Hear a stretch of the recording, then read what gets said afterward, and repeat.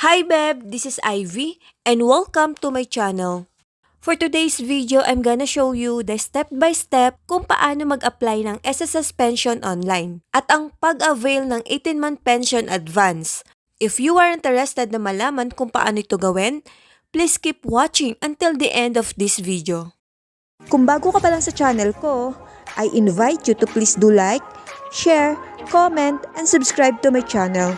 Don't forget to hit the notification bell para updated ka sa mga bago kong video gaya nito. Without any further ado, let's get started. All you have to do is pumunta sa SSS website at mag-login ng inyong my.sss account. Once na nasa dashboard na po kayo ng my.sss account, bago mag-apply, siguraduhin naka-enroll at approve na ang inyong disbursement account sa DAEM or Disbursement Account Enrollment Module. Dahil dito po ipapadala ng SSS ang inyong pension proceeds. Kapag okay na po ang inyong DAEM, proceed po tayo sa benefits at i-click ang retirement claim. Basahin muna ng mabuti ang important reminders bago magpatuloy. Pagkatapos po, i-review ang inyong employment history upang masiguro na tama at kumpleto ang mga nakalagay na information. Next naman ay question and answer section. Dito, piliin lamang ang yes or no, depende kung applicable sa inyo ang bawat tanong.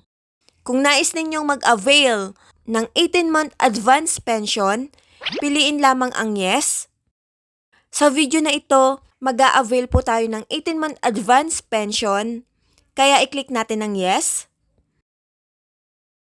Then, click proceed upang magpatuloy sa susunod na hakbang ng inyong retirement claim application. Then, may prompt message na magpa-pop up, ibig sabihin, pinili ninyo na mag-avail ng 18-month advance pension.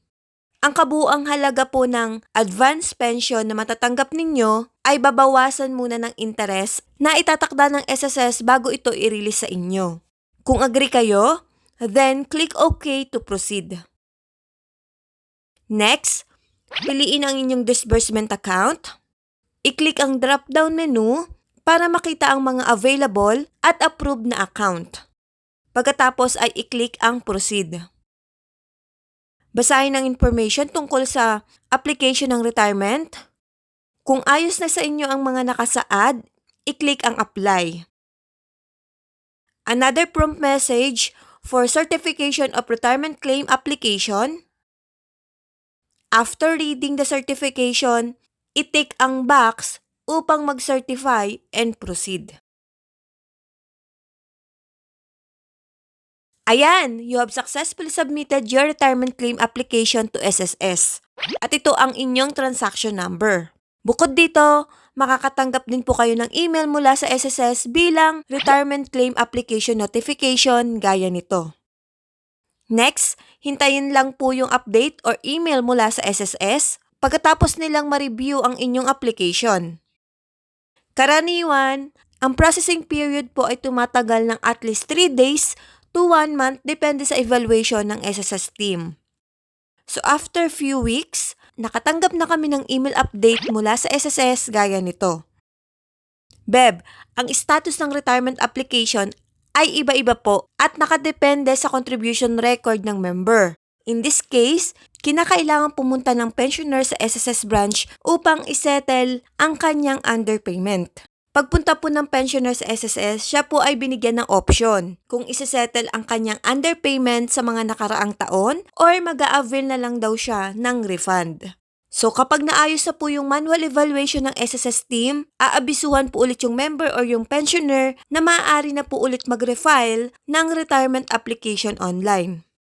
On May 6, inabisuhan na yung member na mag-refile ng retirement application dahil naayos na daw po ang computation ng retirement benefits niya. So ulitin lang po ulit natin yung processing or procedure. Pumunta sa benefits.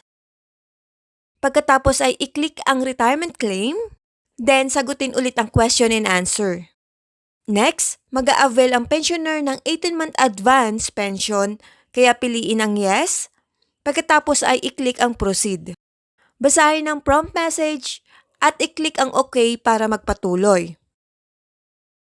Piliin ang DAEM. Pagkatapos ay i-click muli ang proceed. Basahin ang information tungkol sa retirement benefit at i-click ang apply. May lalabas na panibagong prompt message. Pagkatapos basahin, i-click ang box to certify and proceed. At i-click ang apply. There you go! You have successfully submitted your retirement benefit claim application. Hintayin na lamang yung approval ng SSS ng inyong application. On the same day, nakatanggap kami ng Notice of Approval para sa retirement benefit claim application through email mula sa SSS na nagsasaad na approved na ang retirement benefit. Dito rin po makikita kung magkano yung matatanggap na benefits.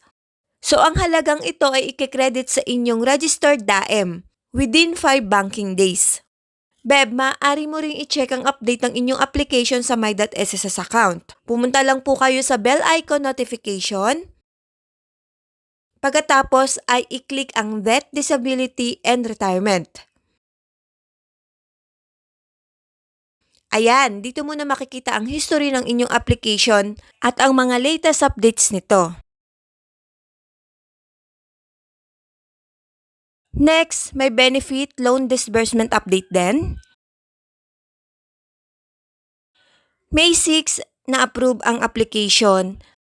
Then May 11 naman na-credit na sa DAEM ang benefits. So I think that's it for this video. I hope na nakatulong sa inyo at gawin nyo na lang din po itong guide sa future filing ninyo. Thank you so much sa wala niyong sawang pagsuporta or pagsubaybay sa mga video ko gaya nito. Thank you and God bless. Follow for more!